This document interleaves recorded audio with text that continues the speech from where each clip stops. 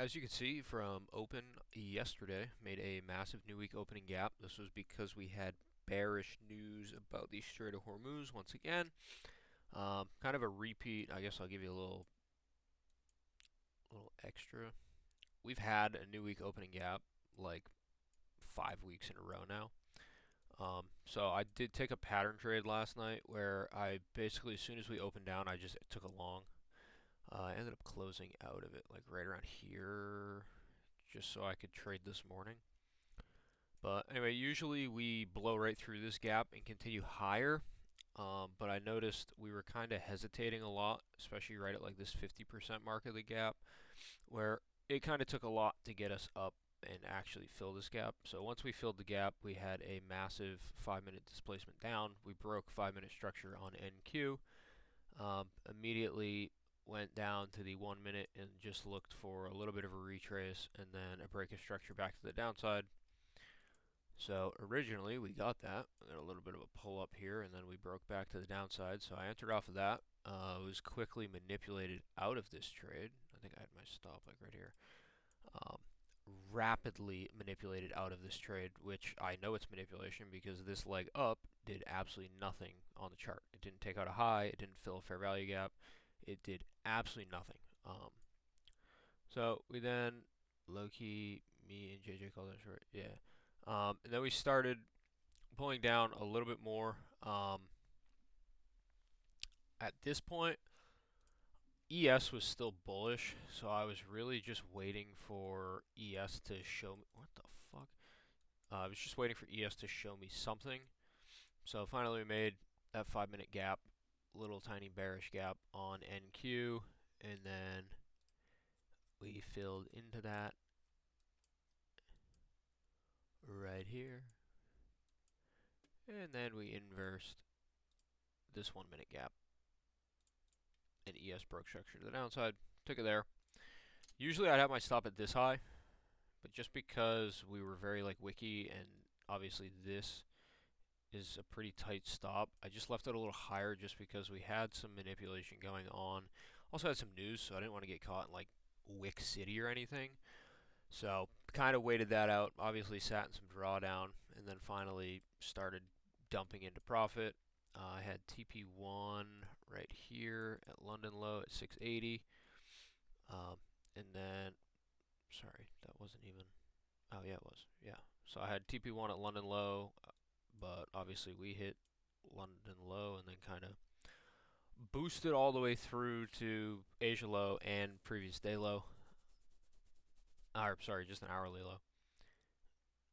And yeah, this was because the Iran came out and said that the strait was closed. So news definitely helped push that short through to those take profit levels. But yeah, it's kind of the whole day. Originally, I was pretty bullish just because the 1 hour and the 4 hour was bullish, but I ended up switching to bearish just because, like I said, after we filled this gap on both indexes, we made quick moves down, and we had hesitated pretty quick, or we had hesitated for a long time to actually get down to the bottom. Who's got questions?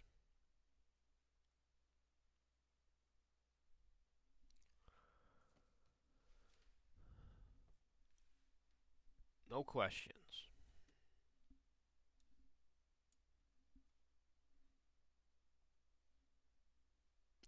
How are you so handsome? I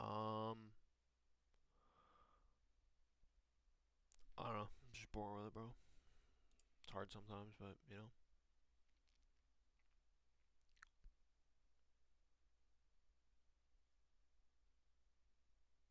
Yeah, this Loki, like this trade wasn't even my strategy. It was just like, can you go more into that manipulation leg? What do you mean? Pourquoi? How to identify? I mean, you can identify it in the moment. You can just identify it after the fact. If all this leg up was to sweep these highs, it would have pushed down from here. But I mean, we came all the way up here. Like if we swept this, if we went above this high and then turned down, okay, well we swept this high. But like we just made a big move up, and we didn't do anything. We didn't fill a fair value gap.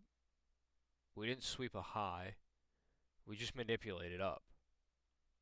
Like, we just went up for no reason, just to go down. Clearly, it was manipulation up because you can see the full move was down. This should have been where our move down began, but it wasn't because we manipulated up. Does that make sense?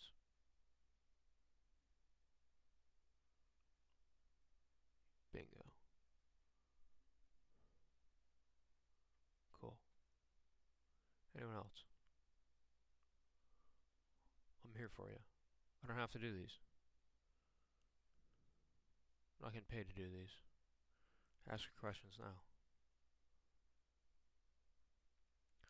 Someone else ask questions. Facts. I feel like I'm always in here. It's like one motherfucker is always asking questions. Nobody else does. I can just dip. Like, I don't, you know? Can I touch you? Yes. That is allowed.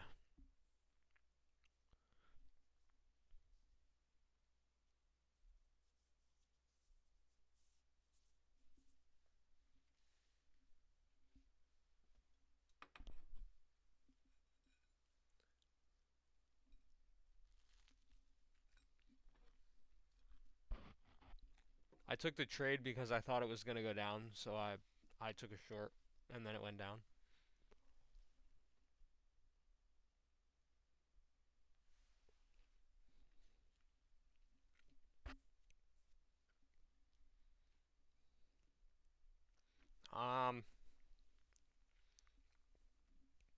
Do I use fib retracement?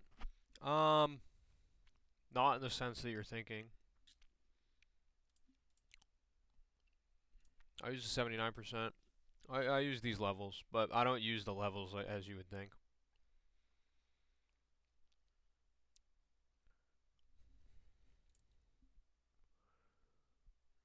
How many cons did I enter with on this trade? I think I took it with 2 or 3. I think I took it with 3 micros.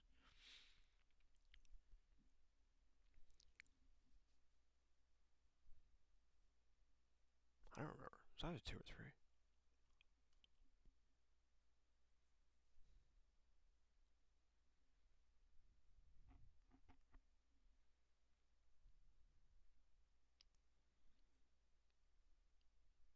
I rode to full TP. If I usually ride to full TP. I'll signal that I'm partialing because people don't know how to manage their risk, and luckily, yeah, the first signal we get absolutely violated on. I think I took that with like 5 micros, so that felt good.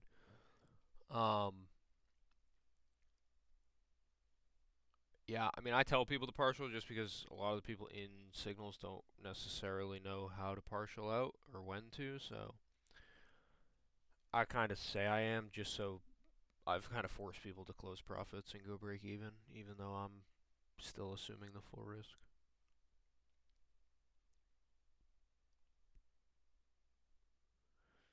Opening a few accounts on another prop player skills your signals when I join. Yeah, I would. If you're in morning strat and signals, separate those. Yeah, that's what I would do. Well, that is what I do, actually.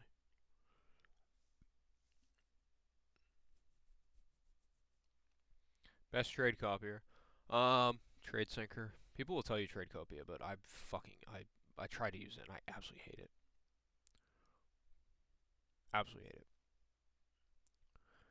NQ to ES, why do they correlate? I do compare ES to NQ. Why do they correlate? Because they're sister indexes. They move together. They're comprised of many of the same companies. NQ is just more tech focused. ES is the top 500 companies. NQ is just a conglomerate of tech companies. Yes. If you guys don't know what NQ and ES are, you probably shouldn't be trading them. Just saying. You should probably learn that before you start trading them.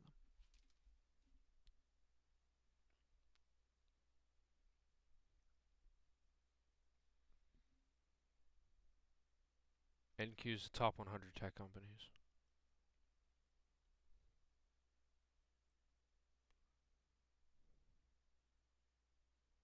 Nvidia, AMD.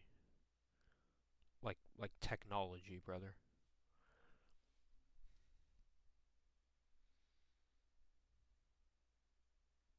Not sure of that. Yeah, you don't have to.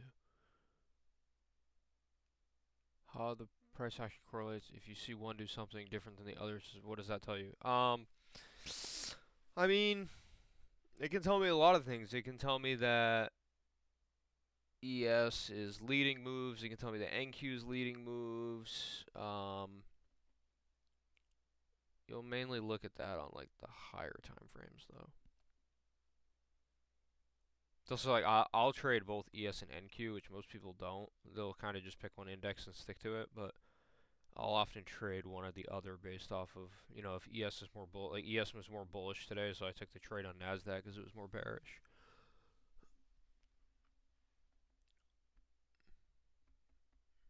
Yeah, ES also kind of drags NQ around, just because ES moving 10 points is like NQ moving 50, so.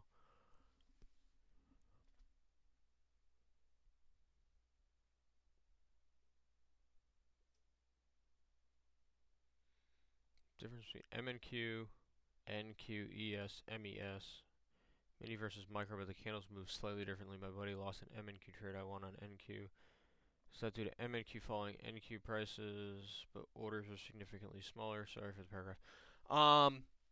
Yeah, so obviously you have minis versus micro. MNQ and MES can often be a little wicky just because, yes, the sizings are smaller.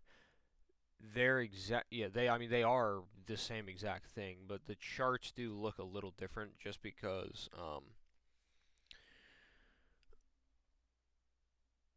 yeah, the sizing on MNQ is smaller. That's why if you see, like, I always find my levels on NQ, even though I'm taking trades on MNQ.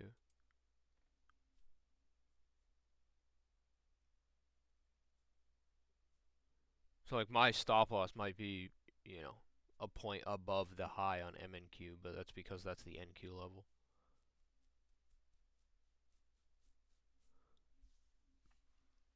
But I usually signal that in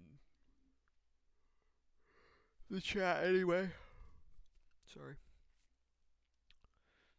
Alright, what else? What else? What else? What else?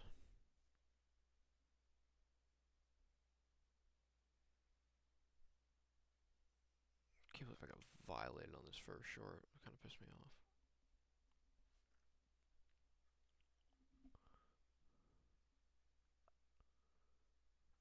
I'm taking 2 more questions.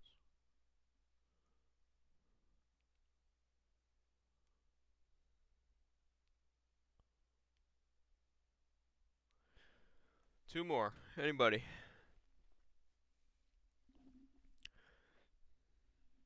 We got 2 more questions or 30 more seconds? My daily whip? I drive a Tesla.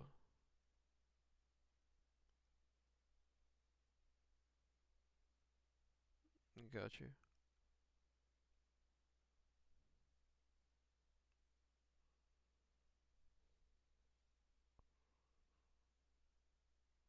Later, brother. We'll see you. Alright, boys. And girl. I will talk to you all tomorrow. Have fun. Have a good night. Don't blow your accounts trading Asia. It's not worth it. And we'll see you tomorrow.